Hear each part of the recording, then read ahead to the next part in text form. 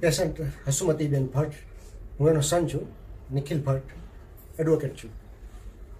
મારા મધર ઘરની અંદર ચાલતા જેટલા પડી ગયા હતા. ઘણી બધી હોસ્પિટલમાં અમે બતાવ્યું, પણ એની ટ્રીટમેન્ટ, એની કાર્ડિયાક રિપોર્ટ અને એના લીધે કોઈ પણ હોસ્પિટલમાં એનું સર્જરી પોસિબલ ન થાય એવું અમને જણાવતા હતા.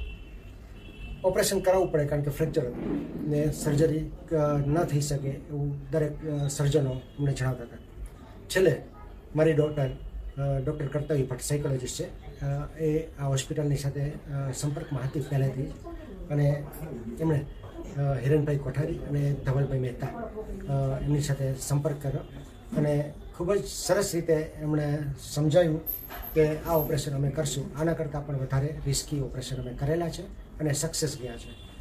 આજે અમારું ઓપરેશન પણ ખૂબ સક્સેસ ગયું છે. હાર્ટ ફંક્શન ફક્ત 25% હતું. એટલું સરસ રીતે એનેસ્થેસિયા આપ્યું કે હાર્ટ ઉપર કે કિડની ઉપર સહેજ પણ અસર ન થઈ. ઓપરેશન થિયેટરની બહાર આવ્યા ત્યારે પણ એ વાતચીત કરતા અને ભાનમાં હતા.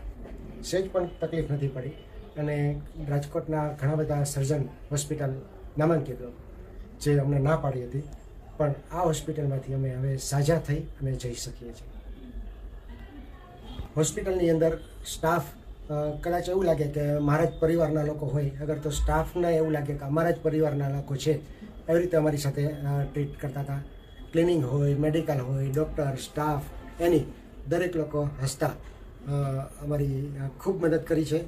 કેન્ટીન એક્સલન્ટ લેવલની કેન્ટીન, લીંબુ પાણી, મગનું પાણી, જેટલા જે સમયે લખાયું એ ટાઈમે અમને ગરમ મગના પાણી, લીંબુ પાણી બધું વ્યવસ્થિત પહોંચાડ્યું હતું.